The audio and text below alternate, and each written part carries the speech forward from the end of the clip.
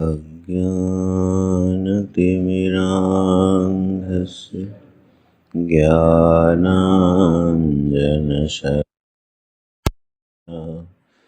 चक्षुरुन्मीलितं येन तस्मै श्रीगुरवे नमः। वसुदेवसुतं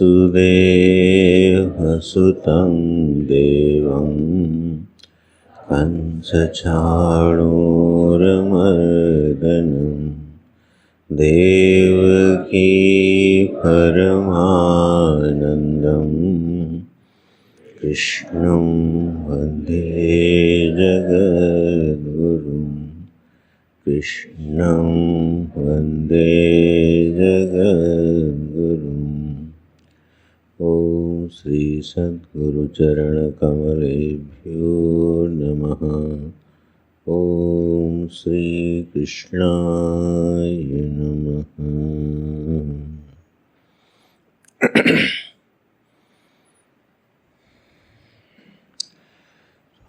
अर्जुनोवाच अथ केन प्रयुक्तोऽयं पापं चरति पुरुषः अनिच्छन्नपि वार्ष्णेय बलादिव नियोजितः काम एष क्रोध एषः रजो गुणसमुद्भवः महाशनो महापाप्मा विद्धेनं इह वैरिणम् धूमेनाव्रियते वह्निः यथादर्शो मलेन च यथोल्बेनावृतो गर्भः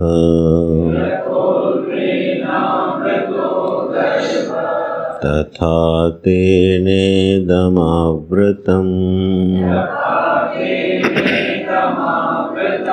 आवृतं ज्ञानमेतेन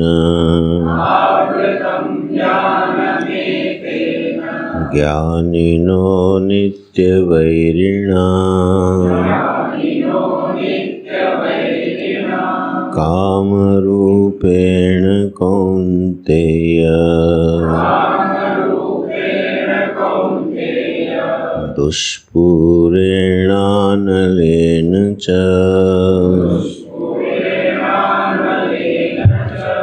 दुष्पूरेणानलेन च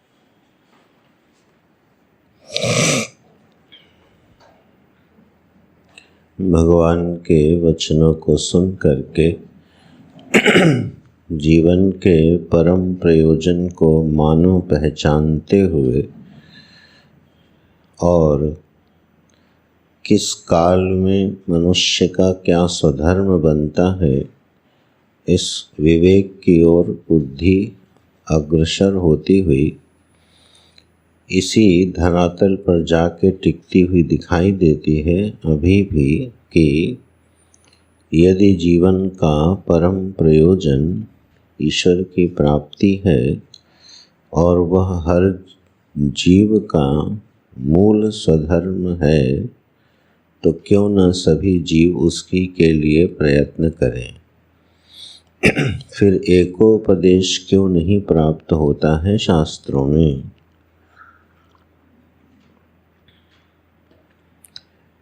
एक मूल स्वधर्म है, उसी की चर्चा होनी चाहिए, उसी पे जोर दिया जाना चाहिए, उसी के अनुसार जीवन की व्यवस्थाओं का, सामाजिक व्यवस्थाओं का, विधि निषेध का, सभी का जो व्यवस्थाएं हैं, नियम हैं, कानून हैं, शास्त्र की आज्ञाएं हैं, वो फिर सारे जीवों को उसी प्रयोजन की ओर उन्मुख करके बनाने चाहिए।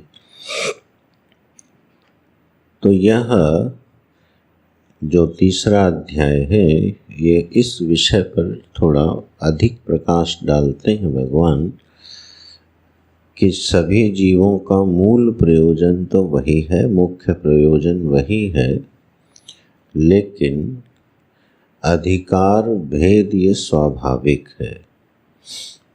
जो भी जीव मनुष्य की देह धारण करता है वह जीव अपने संस्कारों से विशिष्ट होता है और वह उसका अतिक्रमण नहीं कर सकता, उससे वो विवश होता हुआ दिखाई देता है। तो ऐसी स्थिति में यह जानते हुए भी कि वह ही हमारा मूल प्रयोजन है और तदनुसारी जो कर्म है वह करने में अपने को असमर्थ पाता है, ये जीवन की एक सच्चाई है, वास्तविकता है। हर व्यक्ति को, और वह अगर सत्संगी हो, आचार्यवान हो, तो उसको पता होता है कि उसका कल्याण, निश्चित कल्याण कहाँ पर है। लेकिन इसके बाद भी जो संस्कारों के वेग हैं, जो स्वभाव है मनुष्य का, जन्म जन्मांतरों का जो अभ्यास है, वह उसको बलात् प्रेरित कर देता है। तो यह एक संघर्ष की, एक द्वंद्व की स्थिति मनुष्य के जीवन में रहती है। तीसरा अध्याय उसी का समाधान है। जैसे कोई व्यक्ति एवरेस्ट पर चढ़ना चाहे, ठीक है, और उसके पैरों में पीड़ा हो, उसके पैर सक्षम ना हो, और ऐसी स्थिति में वह एवरेस्ट पर चढ़ने का जो प्रयत्न करेगा तो वह अपने प्रयत्न में जरूर असफल होगा। जब तक कि वह अपने को स्वस्थ न बना ले, पूरी तरह से शारीरिक और मानसिक रूप से वह योग्य ना बना ले, उसे एवरेस्ट की यात्रा नहीं करनी चाहिए। लौकिक यात्राओं में हम लोग इसके लिए बड़े सावधान रहते हैं कि जिस यात्रा पर जा रहे हैं उस यात्रा के सम्यक साधन हमारे पास हैं कि नहीं हैं, और अगर सम्यक साधन नहीं हैं तो व्यक्ति पहले उन साधनों का निर्माण करता है, तत्पश्चात यात्रा प्रारंभ करता है। अब किसी के पास टिकट खरीदने का पैसा ही ना हो और यात्रा पे चल दे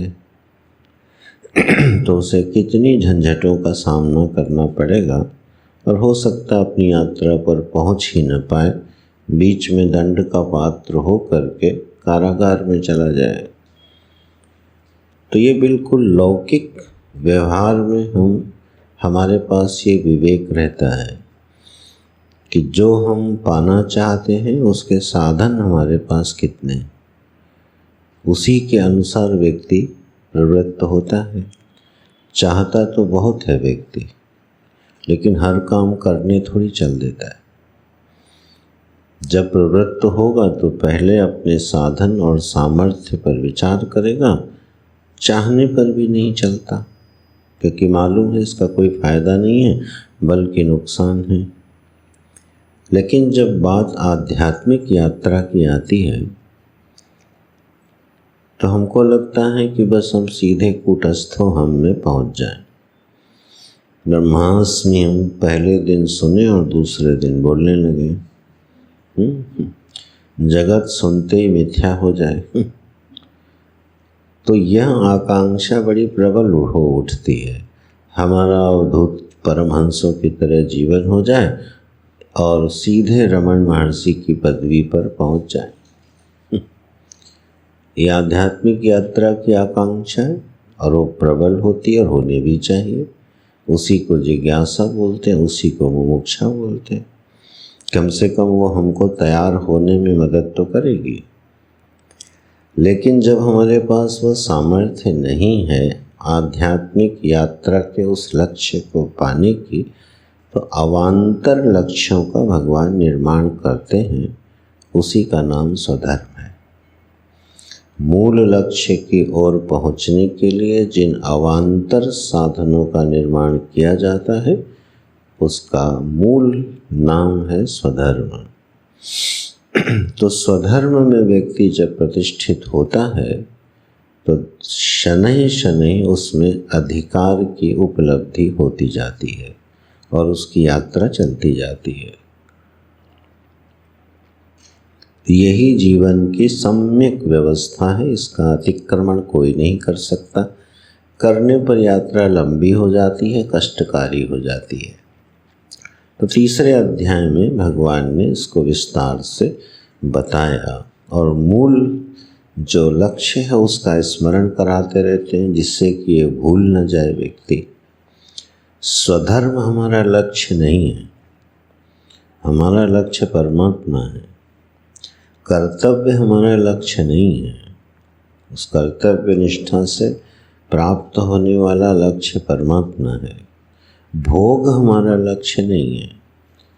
भोग रूपी लक्ष्य को रख करके और उससे आगे स्वधर्म रूपी लक्ष्य में बढ़ते हुए आत्मनिष्ठ हो जाना लक्ष्य है। ठीक है। तो यहाँ एक बड़ी सम्यक व्यवस्था का निरूपण तीसरे अध्याय में हुआ है। पर अर्जुन के मन में सांख्य बुद्धि जरा बड़े अच्छे तरीके से जगह बना गई है।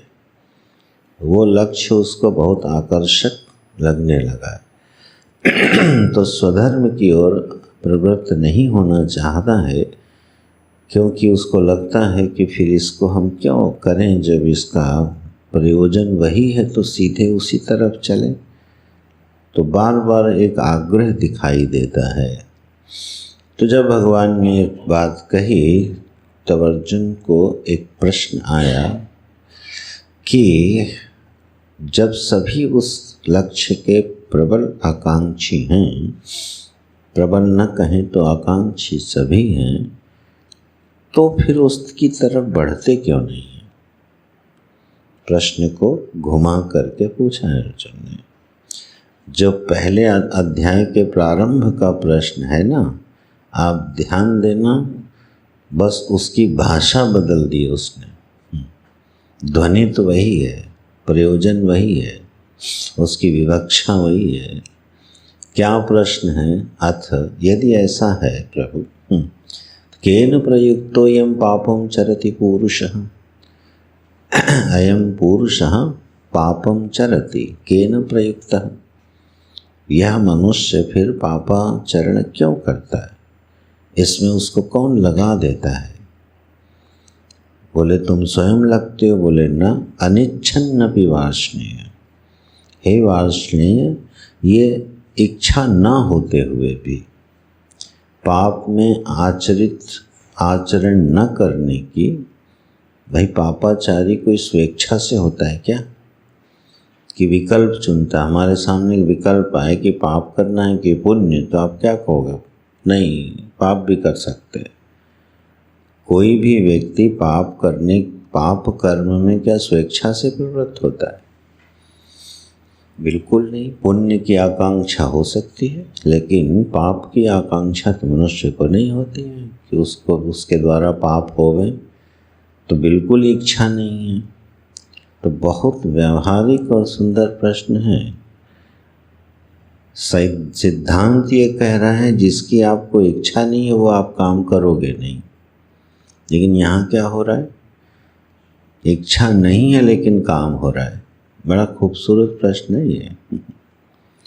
इच्छा नहीं है कि हम जो है ये पाप करें, लेकिन हो जाता है, करता है। तो एक प्रश्न आ गया, इसका मतलब मैं तो नहीं करता हूँ, ये तो मुझे दिख रहा है, मैं अपनी इच्छा से तो नहीं करता। तो ये प्रभु बताओ कौन है जो जबरदस्ती करवा लेता है? बलात् इव नियोजितः, बलपूर्वक इसमें हमको कौन नियुक्त कर देता है? भाई जब हमारी इच्छा नहीं है तो जरूर कोई बलपूर्वक लगाएगा।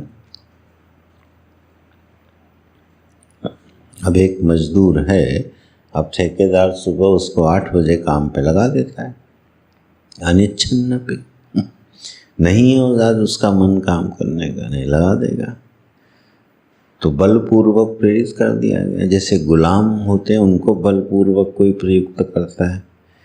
देखो भगवान भाष्यकार क्या लिखते हैं, अथ केन हेतुभूतेन, किस हेतु से प्रयुक्तः सन्, प्रयुक्त कर दिया जाता है। कैसे, राज्ञा इव भृत्यः, जैसे राजा के द्वारा अपने सेवकों को काम पे लगा दिया जाता है, ऐसे प्रभु मुझे कोई लगता है कोई बैठा है और वो राजा की भांति जबरदस्ती बलपूर्वक क्या कर देता है, उसको पाप में लगा देता है। तो जिनकी प्रवृत्ति पापाचरण में है प्रमाद से, पाप माने कोई बहुत बड़ी चीज़ मत समझना, किसी को हत्या कर रहा है वही पाप हो गया, धन लूट रहा है वो पाप हो गया, ये जघन्य पाप है। पाप तो दिन भर होते हैं, पाप कोई बहुत बड़ा वो मत समझ लेना कि नहीं नहीं हमारा तो प्रश्न ही नहीं, हम कहाँ पाप करते हैं। लेकिन वो दिन भर होते रहते हैं। प्रमाद का नाम ही पाप है। अपने लक्ष्य के विपरीत एक भी आचरण का नाम पाप होता है, ठीक है।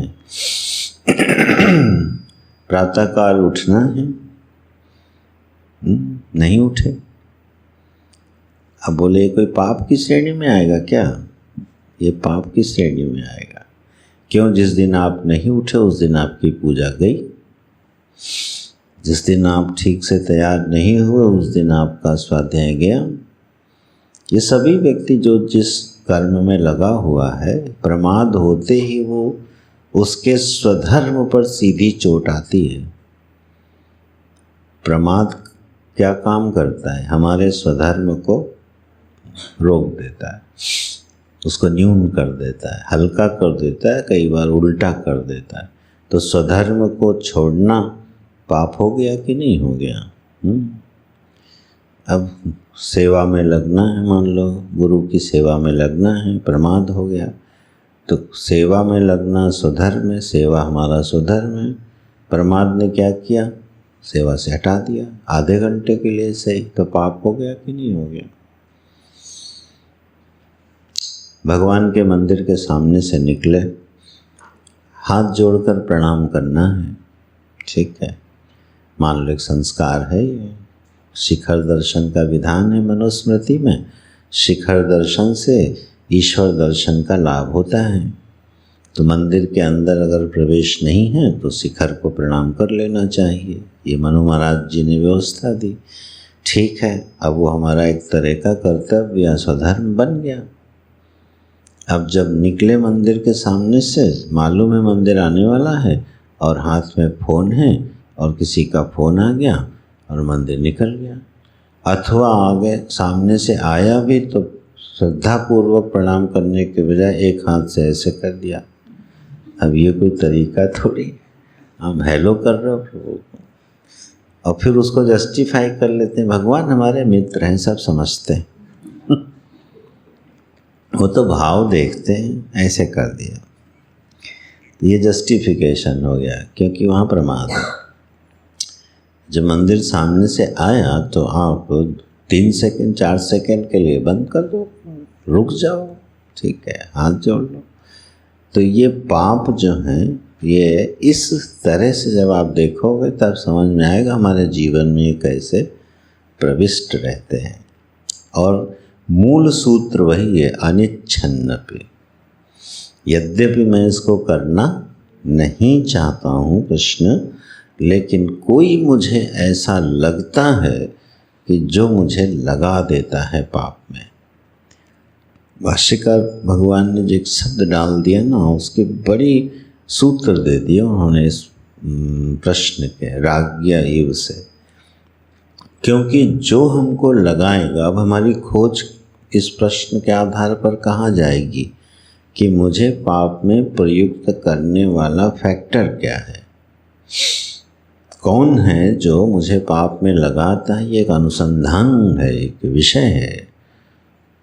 तो वह राज्ञा इव से ये अर्थ दे रहे हैं भगवान भाष्यकार कि जो लगाएगा उसको बलवान होना चाहिए, क्योंकि राजा अगर बलवान नहीं है तो सेवक उसकी बात नहीं मानता है। तो जरूर जो मुझको पाप में प्रेरित करता है उसको बलवान होना चाहिए। अगर वो बलवान नहीं है तो वो फिर अनिच्छन्नपि कोई कार्य हमसे करवा नहीं सकता। तो सूत्र मिल गया खोजने का कि वह जरूर कोई बलवान होना चाहिए। अब वो कौन है, उसका बल कैसा है कि व्यक्ति उसके अधीन हो जाता है, वो क्या है। तो यह प्रश्न आया अर्जुन का। तो वैसे एक और विस्तार तो खैर बहुत हो जाएगा, उतना समय नहीं है। अब देखिए भाष्यकार भगवान जो हैं विष्णु पुराण का ये श्लोक कोट करते हैं, इसको याद कर लेना। ऐश्वर्यस्य समग्रस्य धर्मस्य यशस्श्रियः वैराग्यस्याथ मोक्षस्य सन्नाम भग इति ऋण। ये इस प्रसंग में क्यों उदाहरण दे रहे हैं? क्योंकि ये 6 ऐश्वर्य जिसके पास है वही बलवान होता है। बलवान कौन होगा? जो भगवान है, जो ऐश्वर्यवान है, वही बलवान होगा।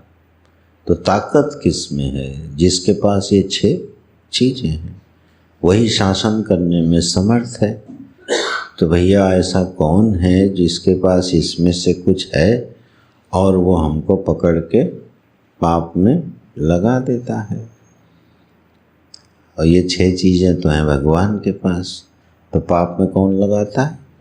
भगवान। और कहा भी जाता है मैंने तो नहीं चाहता, लेकिन ईश्वर की इच्छा यही थी, मैं क्या करूं।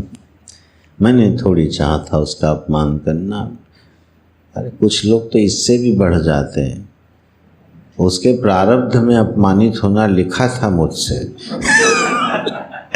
तो मैं क्या करूं, मैं तो निमित्त हूँ। भगवान ने कहा अपमानित करो, मैंने कर दिया, मैं तो निमित्त हूँ। ईश्वर जाने बड़े बड़े जस्टिफिकेशन है। भाष्यकार भगवान यहाँ ईश्वर का वर्णन करते हैं दोनों श्लोकों में। ये दोनों श्लोक मन में कहीं रख लेना। भगवान किसको कहते हैं, ईश्वर किसको कहते हैं, दोनों श्लोक विष्णु पुराण के। दूसरा है उत्पत्तिम प्रलयम चैव भूतानाम आगतिम गतिम वेत्ति विद्याम अविद्याम च सवाच्यो भगवान इति। इन पर हम विस्तार नहीं करते हैं। तो ये 6 चीज़ें, 6 ऊपर और 6 है नीचे, हाँ 6 नीचे। 12 भग से, 12 ऐश्वर्यों से जो युक्त है उसका नाम है भगवान। वही भगवान नाम से जाना जाता है।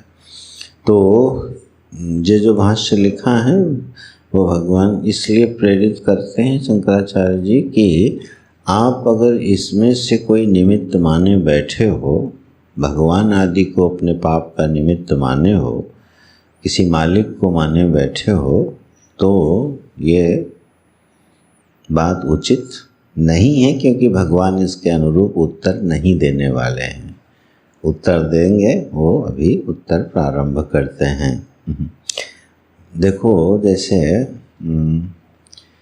एक शब्द सुना हो, बड़ा हल्का दृष्टांत याद आ रहा। एक शब्द सुना होगा सुपारी देना, सुना है? बॉलीवुड में चलता है, बम्बई में ज़्यादा चलता है। सुपारी दे दी। हमें आज तक ये नहीं समझ में आया इसका सुपारी से संबंध क्या है।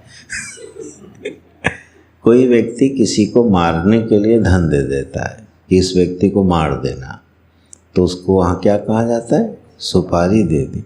अभी तक तो मुझे उत्तर मिला नहीं कि इसका संबंध सुपारी से कैसे जुड़ा है। तो अब देखो, जब उसको कोर्ट में मान लो जब खड़ा हो तो क्या कहेगा? मान लो वो कहे इन्होंने मुझे प्रेरित किया था, इन्होंने मुझे लगाया, इसमें मेरा क्या दोष है? कोर्ट मानती है बात। सज़ा किसको मिलती है? दोनों को, और बराबर मिलती है, प्रेरिता को भी और प्रेरित को भी। ऐसा नहीं है कि वो तुमसे ज़बरदस्ती करा लिया गया तो तुमको छोड़ दिया जाएगा न। सजा के पात्र दोनों हैं लोक व्यवहार में भी। तो ये कभी गलती नहीं करना ईश्वर हमसे पाप कराता है, नहीं हम तो भोगेंगे ही, उसको भी भुगाएंगे। तो यहाँ निमित्तों को हटाते हुए अब भगवान उत्तर देते हैं।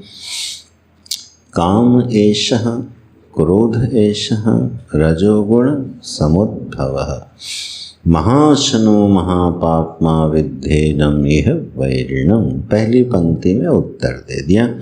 अर्जुन बड़े दूर मत जाओ, न कोई साथ में आसमान में बैठा है, न कोई राजा है, ठीक है, न कोई भगवान है, न कोई ईश्वर मालिक है जो तुम्हें पाप में लगाता है। काम एषः क्रोध एषः, दो वृत्तियां हैं, एक का नाम है काम और एक का नाम है क्रोध। आचार्यों ने दोनों को पहले एक कर दिया। क्रोध भी काम ही है। क्यों? कामना की पूर्ति ना होने पर ही तो क्रोध आता है। तो क्रोध परिणाम किसका हुआ? कामना का।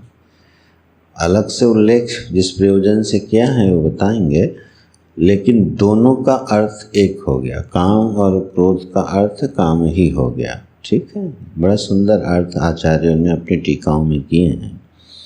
तो यह जो क्रोध है यह तो परिणाम है।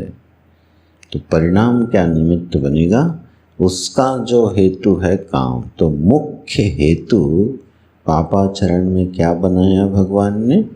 कामना को। यह कामना जो मनुष्य के हृदय में है, हे अर्जुन, यही उसके पापाचरण का कारण बनती है। बिल्कुल सीधा सीधा उत्तर है।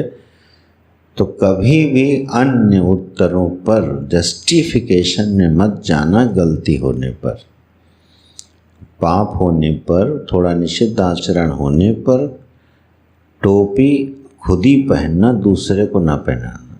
ठीक, जस्टिफिकेशन का मतलब यही होता है, टोपी दूसरे को पहना दो। अपनी गलती का भार कहाँ रख दो? दूसरे के ऊपर। और ये एक बड़ी साइकोलॉजी है मनुष्य की। जैसे किसी के हाथ से गिलास छूट गया, टूट गया, अरे गिलास तोड़ दिया, अरे वो घी लगा हुआ था गिलास में, पता नहीं किसने गिलास में घी लगा दिया था, हाथ से फिसल गया। तुरंत कहाँ टोपी धरी? जिसने उसको घी लगाया है। आप चले और आप मेज से टकरा गए, बिल्कुल दुर्वासा हो गई, मेज रास्ते में किसने रख दी? ये नहीं कहेंगे कि मैं ज़रा तेज़ी से चल रहा था, असावधानी थी। बड़ी जनरल साइकोलॉजी है कि आदमी जैसी गलती करता है वो देखता है कि कहाँ पर टोपी रखी जाए जिससे मैं बच जाऊं। भगवान बचने देने वाले नहीं है। तो यह वृत्ति छोड़ देनी चाहिए। यह अपने कल्याण का बड़ा सुंदर मार्ग खोल देती है। जब आप ये महसूस कर जाते हो कि गलती मेरी है और आप 10 बार 20 बार वही गलती कर जाते हो, लेकिन हर बार ये मानते हो कि गलती मेरी है, तो एक न एक दिन आप उसको सुधारोगे। सुधारना ही पड़ेगा, बुद्धि चैन से रहने नहीं देगी। हमने मान लिया कि मेरी गलती है, तो आपको एक न एक दिन सुधरना पड़ेगा। लेकिन शुरुआत ही गलत कर दी, गलती मेरी है ही नहीं। और यही बुद्धि ढूंढती है कि गलती करो और किसी और के ऊपर रख दो। भगवान बिल्कुल इसके लिए तैयार। ना प्रारब्ध का नाम लिया, प्रारब्ध मेरे ही कर्म हैं, लेकिन वो आज अदृष्ट हैं, तो वह निमित्त भी हमारे लिए जस्टिफाई बन जाएगा। मेरा प्रारब्ध ही ऐसा था, क्या करूं? नहीं, उसको भी नहीं लिया, भाग्य को भी नहीं लिया, देवों को भी नहीं लिया, देवताओं की प्रेरणा से कहीं। जबकि ये सारे फैक्टर हैं। जब बहुत अंतर्विश्लेषण कभी होंगे इन सिद्धांतों के, कामना के मूल में क्या है, ठीक है, बहुत सारे फैक्टर मिलते हैं, एक का नाम भगवान नहीं लेते। बोले कामेशः क्रोधेशः।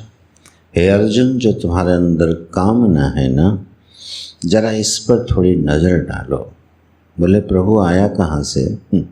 रजोगुण समुद्भव, यह रजोगुण से उत्पन्न हुआ है। भाष्यकार ने दोनों अर्थ किए और बाकी 2-3 टीकाओं में भी ये 2 अर्थ किए गए। रजोगुण से कामना उत्पन्न होती है और कामना उत्पन्न होने पर वो रजोगुण में वृद्धि करती है। ये दोनों बात हैं, परस्पर एक दूसरे के ये सहयोगी हैं। ठीक है, मूल में तो रजोगुण है, क्योंकि लोभ काम आदि का प्राकट्य कब होता है? हमारे अंदर माने हमारी संस्कार राशि में बहुत सारी अतृप्त भावना पड़ी हुई है, वही काम बन के प्रकट, कामना बन के प्रकट होती है। ठीक है, जो अतृप्ति है वह अतृप्ति जब अपने को अभिव्यक्त करती है उसी का नाम होता है कामना। तो पता नहीं जन्म जन्मांतरों की कितनी अतृप्त भावनाएं पड़ी हुई हैं, वह निमित्त उपस्थित होने पर प्रकट हो जाती है, उसी को हम कामना कहते हैं। उसके प्रकट होने का साधन रजोगुण है। रजोगुण कामना के प्राकट्य का निमित्त है, कामना का कारण नहीं है, याद रखना। कामना का कारण अविद्या होती है, अविद्या काम कर्म। कामना के कारण में जाओगे तो स्वरूप का अज्ञान मिलेगा। इसलिए कामना का रजोगुण निमित्त है उसके प्रकट होने का। ठीक है, उसका उपादान कारण नहीं है। तो जब रजोगुण बढ़ता है हमारे चित्त में, तब वो निमित्त बन जाता है और वो अतृप्त जो भावनाएं हैं वो अपने को चित्त पे ले आती हैं। ठीक है ना, ऐसा समझो कि कमरे में बंद है सब और रजोगुण आया, धीरे से दरवाज़ा खोल दिया, आओ भैया टाइम हो गया तुम्हारा, निकलो बाहर। जितनी देर रजोगुण रहेगा जानते हो क्या करेगा? बिल्कुल दरवाज़ा खोल के और बोलता रहेगा, आओ आओ मौका है, निकलो, आओ चलो पूरा किया जाए। ये काम है रजोगुण का। तो उस समय आदमी बिल्कुल बावला हो जाता है, ये करना है, वो करना है, ये पाना है, वो उसको मारना है, ये लाना है, वो बनाना है, वो छोड़ना है, चलता है ना। तो वो काम है रजोगुण का। तो ये काम तो उसने ये किया, और जब कामना उत्पन्न हो गई तो वही रजोगुण उसको पूरा करवाने का साधन भी बनता है। ठीक है, तो अर्जुन इसके जो कामना है इसका निमित्त है रजोगुण। ये सिद्धांत मन में तय कर लेना, क्योंकि फिर ये उपाय जब बताएंगे तो हमें काम कहाँ करना पड़ेगा? इस निमित्त पे। जो निमित्त इसका प्रेरक बनता है उस निमित्त को कंट्रोल करने से कामना कंट्रोल हो जाएगी ना, नियमित हो जाएगी। इसलिए भगवान भूमिका बनाते हैं कि यह निमित्त है अर्जुन रजोगुण नाम का। यह जब चित्त में आता है तो यह कामनाओं को उद्दीप्त कर देता है। ठीक है, और यह मनुष्य का बिल्कुल स्वाभाविक अनुभव है कि 24 घंटे व्यक्ति कामना युक्त नहीं रहता है। एक समय होता है जब उसके अंदर कामनाओं का प्राकट्य होता है, और फिर एक समय होता है कि वो कामनाएं शिथिल हो जाती हैं। जब सत्वगुण बढ़ता है तो उनको शांत कर दे, तमोगुण बढ़ता है तो उन पर चद्दर ढक देता है, सुला देता है। ठीक है, तो यह वो समय है जिस समय यह रजोगुण बढ़ा होगा, चित्त की यह स्थिति रहेगी। और अर्जुन वह इतनी बलवान होती है कि वह न चाहते हुए भी मनुष्य को उस काल में क्या करती है? प्रेरित करा देती है। तो 2 वृत्तियों का भगवान ने उल्लेख किया, काम का और क्रोध का। केवल 2 ही वृत्तियों का उल्लेख क्यों किया? मूल में तो कामना ही है, वही नाम अनेक रूपों में आएगी, लेकिन उसके 2 प्रबल रूप हैं, एक तो कामना और दूसरा क्रोध। ये पाप के सीधे सीधे निमित्त भगवान को दिखाई दे रहे हैं। ठीक है, तो क्रोध एक ऐसी वृत्ति है कि उस समय व्यक्ति आत्मनियंत्रण खो देता है ना। तो जो आत्मनियंत्रण है, स्वाभाविक विवेक हमारे जीवन में है, उसको जो जबरदस्ती पराभूत कर दे, वो दो वृत्तियां हैं, एक कामना और एक क्रोध। उस समय व्यक्ति फिर अपने वश में रहता नहीं है, उसके अधीन हो जाता है। प्रश्न से मिला ना, बलात् इव नियोजिता को भगवान ने मान लिया है। कोई है जो बलपूर्वक लगाता है, ये बात भगवान ने मान ली कि अर्जुन तुम बिल्कुल ठीक कह रहे हो, इन दो वृत्तियों में बहुत बल होता है, ये बलवान हैं। तो महाशनु महापाप्मा विद्धेनम इह वैरिणम। अब क्या करने लगे? भगवान के प्रवचन की शैली हृदय में उतरती जाए तो आनंद है। अर्जुन ने पूछा, एक पंक्ति में उत्तर दे दिया। ठीक, विस्तार किसका कर रहे हैं? बोले बता तो दिया, लेकिन अब समाधान भी तो बताओ। आप किसी डॉक्टर के पास जाओ और वह क्या करे? आपको कोई बड़ा भारी रोग हो, वह रोग के सारे कारण बताए, अपनी सारी पीएचडी की फिलॉसफी आपको समझा दे, ये रोग कैसे जन्म लेता है, इसका इतिहास क्या है, इसकी हिस्ट्री क्या है, सब बता दे, और फीस लेके बोले जाओ भैया, और दवाई न दे, तो ऐसे डॉक्टर का क्या करोगे? आप रोग का निदान करने गए थे कि कारण जानने गए थे? अर्जुन ने रोग का कारण पूछा है, करुणावान भगवान उसका निदान भी बता रहे हैं। यहाँ ये प्रश्न नहीं है अर्जुन का कि ये मैं इससे निपटूं कैसे, ये तो वो 6ठे अध्याय में पूछेगा। ठीक है, चंचलम ही मनः कृष्णा प्रमाथीनी बलवद दृढ़म, मैं इसको वायोरिव सुदुष्करम, मैं इसको संभालूं कैसे, ये तो उसने वहाँ पूछा है। यहाँ तो कारण पूछा था, कारण एक लाइन में बता दिया गया। तो क्या सिद्धांत बना? जीवन में प्रमाद, पाप की जगह आप प्रमाद रख लो तो अपने से जल्दी जुड़ जाएगा। पाप शब्द जल्दी जुड़ता नहीं अपने जीवन से, क्योंकि निश्चित रूप से हम लोग इतने बड़े पापी नहीं हैं कि पाप शब्द जोड़ा जाए। प्रमाद जो है वह इसी श्रेणी का है। तो उसका कारण ये बता दिया। अब निदान शुरू करते हैं। ठीक है, ये साइकियाट्रिस्ट को पढ़ना चाहिए, कैसे इसका निदान करवाते हैं। पहले तो स्वरूप बताया, महाशनु महापाप्मा। अर्जुन, इसका पेट नहीं भरता।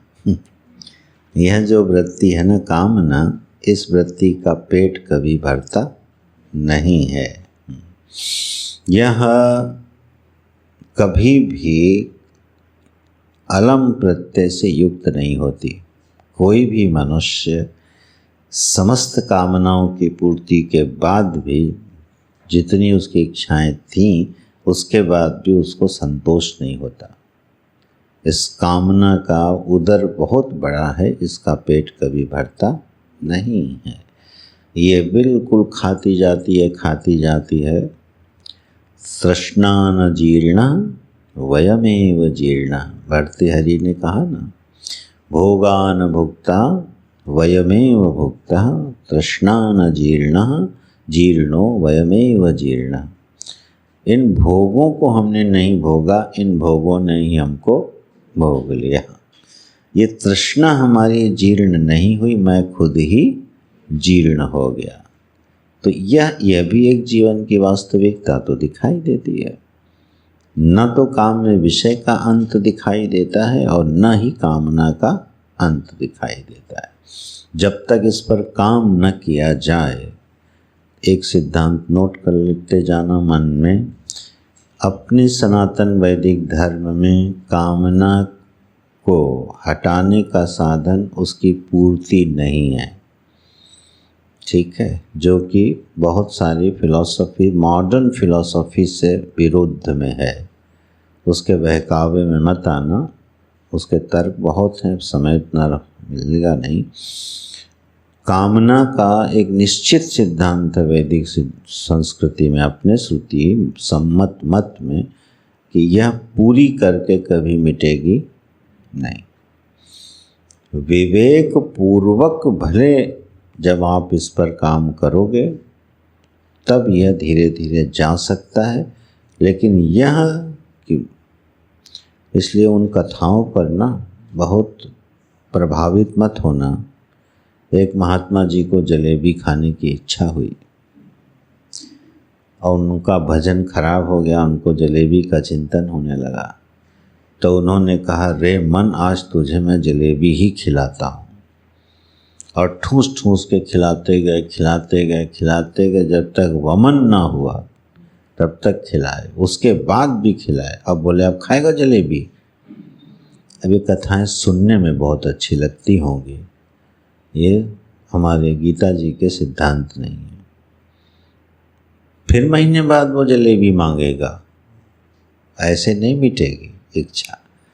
उसके लिए विज्ञान दूसरे हैं, उस पर भगवान आ रहे हैं अभी। तो महाशनः, यह कभी मन में आए कि इसको भर के मिटा देंगे। हाँ, विवेक से भरोगे तो मिट जाएगी, वो एक तरीका है। अच्छा, महापापमा, अब भगवान भी इससे नाराज हो गए ये बड़ा पापी है भाई। ये सब आधुनिक सिद्धांत के विरोधी वचन बोले हैं यहाँ पे। विद्धि एनम इह वैरिणम, अर्जुन तुम इसके साथ वैरी जैसा व्यवहार करो, इसके साथ तुम शत्रुवत व्यवहार करो। तो ये भी आपको सुनने को मिलेगा कि ये जो भारतीय दर्शन है ना, इतनी निंदा करते हैं इन चीज़ों की कि उसी में आसक्त हो जाते हैं निंदा करते करते। ठीक है, इस तरह के विचार मिलेंगे तो उस पर ध्यान रखना।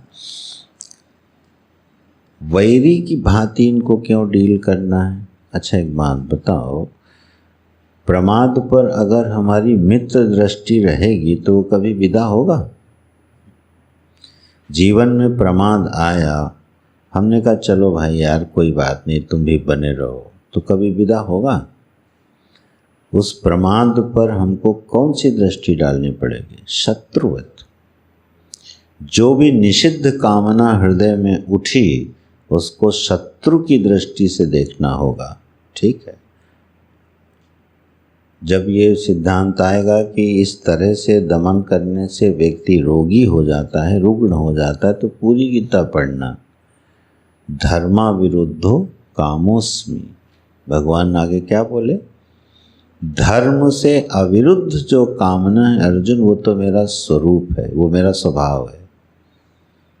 तब ये पंक्ति वो पंक्ति मिला के दर्शन बिल्कुल परफेक्ट पूरा हो जाएगा। सर्व कामना को वैरी नहीं मान रहे भगवान। ठीक है, जो धर्म सम्मत कामना है वह भगवान का स्वरूप है, उसको पूरा किया जाना चाहिए उसकी विधि से। तो यहाँ क्यों वैरी बोल रहे हैं? वह कामना वैरी है जो हमें पापाचरण में प्रयुक्त कर दे। प्रसंग देखना, उस कामना को वैरीवत देखना है जो हमें निषिद्ध आचरण में लगा रही हो। बलपूर्वक बोले उसके साथ ताल ठोक के सामने खड़ा होना पड़ेगा, आओ मैं तुमसे निपटता हूँ। ठीक है, तो विद्धि एनम इह वैरिणम, अर्जुन इसको वैरी की भांति मानना, तब जरा इसके साथ कुछ काम हो सकता है। अच्छा, बोले प्रभु ये वैरी कितना बलवान है, थोड़ा आइडिया दो तो हम भी उसी हिसाब से तैयारी करें। कामना के 3 सुंदर स्वरूपों पर भगवान ने दृष्टांत दिए हैं, अद्भुत हैं ये। 38वें श्लोक में हमारे जीवन में कामना का जो बल होता है वो 3 प्रकार का होता है। पहले धूमेन आव्रियते वह्निः, जैसे अग्नि है ना, अग्नि धुएं से आच्छादित हो जाती है। ठीक, तो धुआं क्या करता है? अग्नि को आच्छादित कर देता है। ठीक है, तो अग्नि के प्रकाश को, उसके सौंदर्य को, उसकी ज्वाला को धुआं ढक देता है और आँखों को कष्ट भी देता है। ठीक है, तो यह कामना क्या करती है अर्जुन? हमारे विवेक को ढकती है। यह कामना का मुख्य काम है कि वह हमारे विवेक को ढक देती है, उस पर पर्दा डाल देती है। जब विवेक पे पर्दा पड़ जाता है तभी पापाचरण में प्रवृत्ति होती है। अगर विवेक उपस्थित है तब तक व्यक्ति द्वंद्व में रहेगा, पाप का आचरण नहीं करेगा, द्वंद्व की स्थिति में रहेगा जब तक उसके अंदर उसका विवेक जागृत है। अच्छे गलत का विचार कर पा रहा है तब तक वह आचरण में नहीं आएगा। तो एक स्थिति ऐसी है जहाँ पर थोड़ा थोड़ा विवेक जागृत रहता है। उसका दृष्टांत है धूमेन आवृयते वह्नि। अग्नि जो को धुआं ढकता है, ठीक है, पर बीच बीच में हवा आती है, धुआं हट जाता है और अग्नि दिख जाती है, उसका प्रकाश दिख जाता है, फिर धुआं आ जाता है, फिर अग्नि हवा आती है, फिर हटा देती है, फिर थोड़ा दिख जाता है। तो हमारे चित्त की एक ऐसी स्थिति है, कुछ कामनाएं जीवन में ऐसी होती हैं निषिद्ध आचरण वाली, वो ऐसी होती हैं कि जब आती हैं तो पीछे से विवेक की हवा आती है और उसको हटा देती है। थोड़ी देर के लिए लगता है नहीं नहीं ये नहीं करना है, फिर थोड़ी देर बाद धुआं आ जाता है, फिर थोड़ी देर बाद धुआं आ जाता है। इस संघर्ष का परिणाम क्या निकलता है ये बताओ?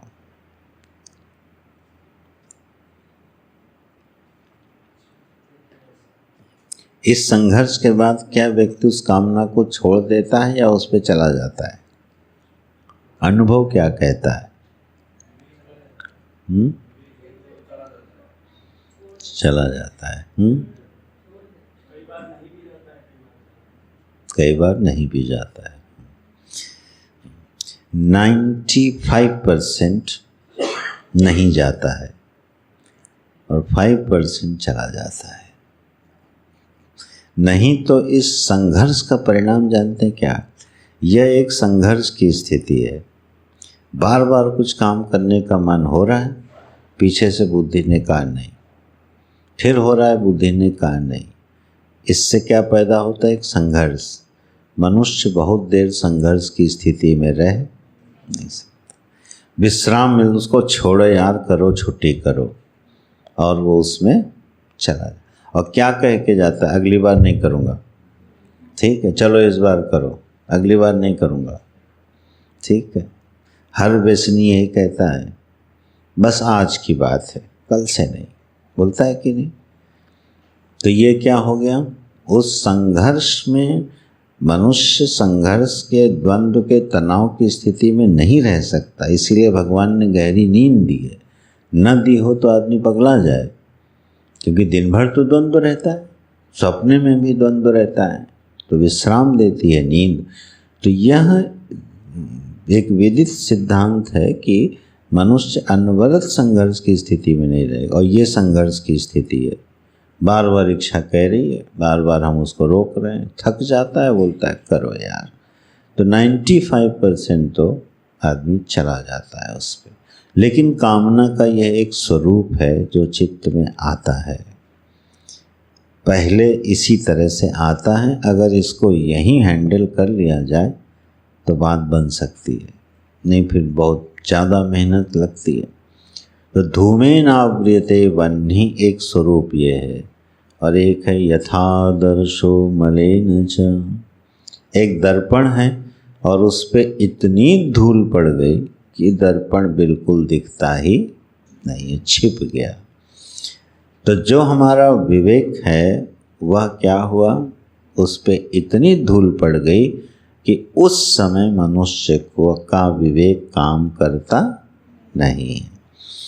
उस समय द्वंद्व नहीं होता, उस समय नहीं होता। उसको कामना में धूल पड़ी हुई है, विवेक पर धूल पड़ गई दर्पण पे, तो वो काम कर देता है। करने के बाद विवेक करता है, जब उसका दुष्परिणाम हमारे सामने जीवन में आता है तब क्या करता है, अरे मुझसे गलती हो गई।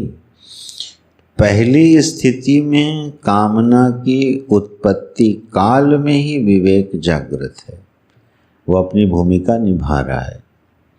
लेकिन एक कामना ऐसी भी होती है जहाँ कोई विवेक उस समय जागृत नहीं होता है। फिर परिणाम पर जब चिंतन होता है कि ये अच्छा था यार, कि गलत था, गलत कर गए, अच्छा अब नहीं करेंगे, इत्यादि इत्यादि। तो भगवान ने ये कामना का दूसरा स्तर बताया है अंतःकरण में। और तीसरा तो जय जय सीताराम यथोल्बेन आवृतो गर्भः, जिस तरह से माता के गर्भ में बालक उल्बेन से ढका रहता है, जो झिल्ली होती है जिसके अंदर बालक सुरक्षित रहता है, उस पर वो झिल्ली से आवृत रहता है। तो भैया कुछ कामनाएं तो ऐसी होती हैं जहाँ विवेक का अतई पता नहीं है, वो बिल्कुल गर्भ में छिपा पड़ा है, अदृष्ट है, दूर दूर तक उसका पता नहीं है और वो कामना से ढका हुआ है। आच्छादितः गर्भः, तो इसको हम लोग बोलते हैं डीप रूटेड डिज़ायर्स। ठीक है, ये बिल्कुल वेल डीप रूटेड डिज़ायर्स हैं, और जब प्रकट होंगी तब अपने स्वरूप का दर्शन कराएंगी। तो ऐसी जो कामनाएं हैं वो तो बिल्कुल विवेक को आवृत करके सुरक्षित रहती हैं और यथोचित समय पर अपने स्वरूप को प्रकट करती हैं। तो कामना के 3 स्तर हो गए। मॉडर्न चिंतनकार चलो कह लो थोड़ी देर के लिए, वो एक कॉन्शियस डिज़ायर बोलते हैं, एक अनकॉन्शियस डिज़ायर बोलते हैं। भगवान ने 3 विभाग कर दिए, कॉन्शियस और अनकॉन्शियस के बीच में दर्पण वाली भी है। ठीक है, तो जब हमारे चित्त में कामना का प्राकट्य होवे तो एक साधक की दृष्टि क्या है? पहली बात तो 2 विचार, 3 माने एक समझ उस उठी हुई कामना पर होंगे। क्या ये धर्म विरुद्ध है? क्या यह मंगलकारी है हमारे लिए? अगर वह मंगलकारी नहीं है और धर्म सम्मत नहीं है, दोनों बात। कई बार आपको एक बात बताऊं, कन्फ्यूजन ना हो जाए, कोई कामना धर्म सम्मत नहीं होती है लेकिन मंगलकारी होती है, हो सकती है। ठीक है, उस समय का धर्म के विरुद्ध है, ठीक है, लेकिन मंगलकारी हो सकती है। हाँ, कई बार क्रोध ऐसा होता है, जैसे यति जो है, यति को क्रोध नहीं करना चाहिए, ये नियम है ना, पक्का। यति माने सन्यासी, महा अवकाश है जिसके चित्त में है तो यति को जो है सहनशील होना चाहिए, ये उसका पक्का नियम हो गया। अब अगर उसके अंदर क्रोध आ गया तो क्या कहेगा? नहीं, ये धर्म सम्मत। क्षत्रिय को क्रोध आएगा तो वो धर्म सम्मत हो सकता है, राजा को क्रोध आए, स्वामी को क्रोध आए, धर्म सम्मत हो सकता है, गुरु को क्रोध आए शिष्य के प्रति, वो भी धर्म सम्मत हो सकता है, माता को क्रोध आए, धर्म सम्मत हो सकता है। लेकिन यति को क्रोध आ गया तो वो तो किसी भी दृष्टि से यति धर्म के अनुरूप तो नहीं है, लेकिन अपवाद स्वरूप वह क्रोध किसी किसी पर मंगल करने के लिए उचित होता है। दुर्वासा जी के सारे क्रोध ऐसे ही हैं, पुराण पढ़ लेना। दुर्वासा जी ने जिस पर क्रोध किया उस व्यक्ति का मंगल हो गया, उसकी महिमा बढ़ गई, उसकी प्रतिष्ठा बढ़ गई। दुर्वासा जी बदनाम हो गए। ठीक, दुर्वासा जी को हम लोग शायद बहुत आदर की दृष्टि से नहीं देखते हैं, पर आपको बताऊं, अपने अभिमान अहंकार को मिटा के सेवा कर रहे हो। आदमी व्यंग में बोलता है, अरे ये आदमी नहीं दुर्वासा है यार, ठीक है, व्यंग में बोलता है। लेकिन आप दुर्वासा जी की, नारद जी की भूमिकाएं देखना, जिस जिस पर दुर्वासा जी ने क्रोध किया है उसकी जगत में महिमा बढ़ गई, खुद उनका अनिष्ट हुआ, अपमानित हुए। ये उनकी सेवा है, भगवान ने उनको इसी काम के लिए लगा रखा है, ठीक है। व्यक्ति के धैर्य की परीक्षा लेना है, उसको महिमावान बनाना, तो ये समष्टि में उनको लगा रखा है। तो यह कामना और क्रोध कई बार धर्म सम्मत नहीं होते हुए भी मंगलकारी हो सकते हैं, लेकिन अपवाद है ये, उस पर नहीं जाना। अस्तु, तो हमारी पहली दृष्टि कामना पर क्या होनी चाहिए? बेटा तुमको हम कितना भी खिला देंगे तुम्हारा पेट तो भरेगा नहीं। पहली दृष्टि दी है महाशना, तुम यार बहुत ठगते हो हमको, हम तुमको खिला भी देंगे तो कोई खास बात होने वाली नहीं है, तुम फिर मांगोगे, कहाँ तक खिलाएंगे तुमको, हमारे पास अब इतना राशन नहीं है, अब तुम चुप बैठो। पहली दृष्टि है महाशना, जो कामना उठी उसी को पूरा करने चल दिए, ये साधक की वृत्ति नहीं है। तो ये पेटू है, इसको उतना ही दो। और फिर महापापमा बोले, वैरी और महापापमा, इस दो कठोर दृष्टि से उस कामना को देखो, कभी आदर की दृष्टि से किसी निषिद्ध कामना को नहीं देखना।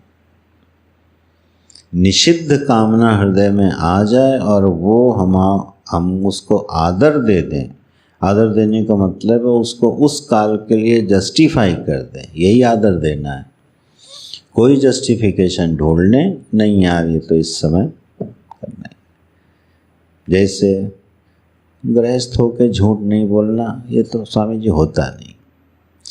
अब आप गृहस्थ आश्रम में हो नहीं, इसलिए आपको पता नहीं, गृहस्थ आश्रम में झूठ तो बोलना ही पड़ता है। अब आपने क्या किया? आदर दे दिया उसको। ये बोलो, हमारी देश काल परिस्थिति ऐसी है कि झूठ बोले बिना जीवन बीत नहीं पाता है, ये हमारी विवशता है कि हमको झूठ बोलना पड़ता है। दृष्टि बदल गई। नहीं, अब गृहस्थ आश्रम में तो झूठ बोलना ही पड़ता है। जैसे कोई करप्ट डिपार्टमेंट हो और उसमें एक व्यक्ति भी विवश हो जाए लेने के लिए और लेने लगे, तो क्या कहे, यार मैं तो नहीं चाहता, but it is a part of the system. तो अब आपने क्या किया, धीरे से उसको एक्सेप्ट कर लिया कि ये बात सही है। जिस दिन आपने किसी निषिद्ध कामना को जस्टिफाई कर लिया, वो अपने पंख फैला देगी। उसकी सीमा कहाँ तक आपको ले जाएगी, यू डोंट नो। उस समय लगेगा क्या, एक छोटा सा तो झूठ बोला था यार, ठीक है। और आपने उसको जब आदर दे दिया तो वो फिर दूसरी बार झूठ बोलना आसान हो जाएगा, तीसरी बार और आसान हो जाएगा, और 2-4 साल बाद झूठ बोलने की आदत पड़ जाएगी, ठीक है। तो निषिद्ध आचरण को भगवान, निषिद्ध कामना को भगवान कह रहे हैं महापापमा, उस पर दूसरी दृष्टि डालो कि तुम यार अच्छे आदमी नहीं हो। I can't recognise you, I can't respect you, कम से कम ये तो बोलो उससे। और तीसरा बोलो कि इतना ही नहीं भाई साहब, आप मेरे सबसे बड़े दुश्मन हो, निकल लो यहाँ से, ठीक। तीसरे स्टेप पे जाके उसको क्या मानो, शत्रु। कितना सुंदर क्रम है। पहले बोलो तुम्हारा पेट नहीं भर सकता, आधी तो वहीं डाउन हो जाएगी, मैं उसको जस्टिफाई नहीं करूँगा, उसका बल और कम हो जाएगा, और शत्रु की दृष्टि से देख लिया तो डरेगा वो, और भगवान की कृपा हो जाए तो वो भाग जाएगा, ठीक है। तो ये है कामना पर प्रतिक्रिया करने पर के लिए भगवान की दृष्टि गीता जी में। स्तर 3 हैं। अग्नि धुएं पर इसको पकड़ लो तो ठीक है, दर्पण वाले पर पकड़ोगे तो पूरा होने के बाद उस गलती पर पछता के पकड़ोगे और तीसरा तो न हमारे हाथ में न किसी के हाथ में, जब सामने आएगी तब देखा जाएगा। उस पर विचार भी बहुत मत करो, जो पड़ा है सो पड़ा है। बहुत पुरानी फाइलें नहीं देखनी चाहिए। जो व्यक्ति वर्तमान में काम कर रहा हो उसको 2-4 फाइलें देखनी चाहिए जो 2-4-6 महीने से रिलेटेड हो। इतिहास नहीं देखना चाहिए, हर एक चीज़ का इतिहास नहीं देखना चाहिए। मैं तो जन्म जन्म का पापी क्या करूं। अब कहाँ तक फाइल खोल दिया आपने, बहुत पीछे चले गए। मेरे बस का नहीं, क्यों जन्म जन्म का पापी हूँ। नहीं, ऐसी दृष्टि नहीं। महाशनो महापापमा विद्येनम यह वैरिणम। ये 3 स्तर हैं अर्जुन। अब पीछे पड़ गए भगवान, और मेरे ख्याल से अध्याय के आखिरी तक इसी के पीछे पड़े रहेंगे। हाँ, 43वें श्लोक तक इस कामना को बिल्कुल छुट्टी करके दम लेंगे। आवृतम ज्ञानम एतेन ज्ञानिनो नित्य वैरिणा। अच्छा, ये पढ़ा है, पढ़ तो लिया है। काम रूपेण कौन्तेय दुष्फूरेण नलेन च अर्जुन आवृतम एतेन ज्ञानम ज्ञानिना नित्य वैरिणा। हे अर्जुन, इस ये कामना क्या करती है, हमारे प्यारे प्यारे सुंदर सुंदर निर्मल से स्वभाव को ढक देती है, उसको छिपा देती है। ज्ञानिनो नित्य वैरिणा, ये नित्य वैरी है किसका? ज्ञानियों का। ज्ञानी माने विवेकी। जो साधक है उसके लिए कामना क्या है? वैरी है। जो भोगी है उसके लिए कामना क्या है? वंदनीय है। उसके लिए वैरी नहीं है। आदमी वो माहौल बनाता है कि उसके अंदर कामना पैदा हो। चलो यार, लेट अस डांस नाउ। अब क्या कर रहे हो आप? वो वातावरण क्रिएट करने के लिए कह रहे हो कि जो अंदर नाचने कूदने की इच्छा है वो प्रकट हो जाए। ठीक है, दबा नहीं रहे हो उसको, आप इन्वोक कर रहे हो। तो आओ मिलते हैं, तो फिर बजा भाई, चलो डीजे बजा, फलाना बजा, क्लब में गए। क्यों? You have created atmosphere. किस बात के लिए? कि अंदर से वो वासना कामना भड़क जाए और फिर मैं जम के नाचूं। पंजाबियों के ढोल बजते हैं तो अच्छे अच्छे के हाथ पर हिलने लगते हैं। जबरदस्त ढोल बजाते हैं, है ना। उनका यूनिवर्सल एक स्टाइल डांस है, उछल उछल के नाचना। तो वो आप सुनते रहो तो थोड़ी देर में हाथ पैर चलने लगते हैं। तो ये वैरी किसका है? जिनको उसी में रस लेना है, उसी में आनंद आता है। There is no other alternate. उससे बेहतर अभी तक उन्होंने कोई प्लेटफॉर्म देखा नहीं, जाना नहीं। वो तो इसका विरोध करते हैं। अरे छोड़ो, कहाँ इन सब के पीछे पड़े हो, let us enjoy the life. तो ये जो एंजॉय द लाइफ है उसके लिए कामना वैरी नहीं है, उसके लिए तो मित्र है। आवृतम एतेन ज्ञानेन, ये ढका हुआ है। कल शाम को देखेंगे इसको, थोड़ा काम जरूरी बात कह रहे हैं भगवान। और ज्ञानियों का नित्य वैरी है, साधकों का नित्य वैरी है। देखो भाष्यकार की जरा पंक्ति, मजा आ जाएगा। चौथी पंक्ति तीसरी देखो, दुखी च भवति नित्यम एव। इसके बाद लिखते हैं चौथी पंक्ति में, अतः असौ ज्ञानिनो नित्य वैरी न तु मूर्खस्य। किसका वैरी है? ज्ञानियों का, मूर्खों का नहीं। तो वो भगवान उसकी संज्ञा क्या दे रहे हैं? मूर्खाणा। किम खामं तृष्णा काले मित्रम इव पश्यन् तत्कारे दुखे प्राप्ति जानाति तृष्णया अहम दुःखित्वम् आपादित इति न पूर्वम एव अतो ज्ञानिना एव नित्य वैरी। तो आपको लगता नहीं कि आपको भी संस्कृत आनी चाहिए? देख कितना मधुर भाष्य, अगर सीधे सीधे समझ में आ जाए तो कितना रस देता होगा। अच्छा, तो ये ज्ञानियों का वैरी है। काम रूपेण, इसका रूप कामना है। हे कौन्ते दुष्पूरेण, पूरा होता नहीं। अनले न चा, बिल्कुल अनलवत है। इस तरह से अब इन 40, 41, 42, 43 4 श्लोक आगे के, तो ये मान लो आप 36 से लेके 43 तक का एक बड़ा खूबसूरत विषय है, मैनेजमेंट ऑफ डिज़ायर, आज की भाषा में मैनेजमेंट ऑफ डिज़ायर्स, कामना पर नियंत्रण कैसे किया जाए। हम लोग हिंदी में बोलें, प्रांजल भाषा में बोलें तो निषिद्ध कामनाओं पर भगवान की दृष्टि, ये याद रखना। यहाँ प्रसंग चल रहा है निषिद्ध कामना का, क्योंकि धर्म सम्मत कामना को भगवान ने अपनी विभूति बताया है। ठीक है, तो अपनी विभूति बताया है जो कामना धर्म सम्मत है। तो यह प्रसंग है निषिद्ध कामना का। निषिद्ध कामनाओं पर भगवान कृष्ण की दृष्टि क्या है, 36 से लेके 43वें श्लोक पर यह विषय रहेगा। तुम लोग विषय लिख रहे हो ना सर, विषय एक जगह लिखते जाना, ठीक है, तो वो चिंतन करने में आसानी रहेगी। नारायण नारायण, शाम को देखते हैं। ओम पूर्णमदः पूर्णमिदं पूर्णात् पूर्णमुदच्यते पूर्णस्य पूर्णमादाय पूर्णमेवावशिष्यते। ओम शांति शांति शांति। हरि ओम। श्री गुरुभ्यो नमः।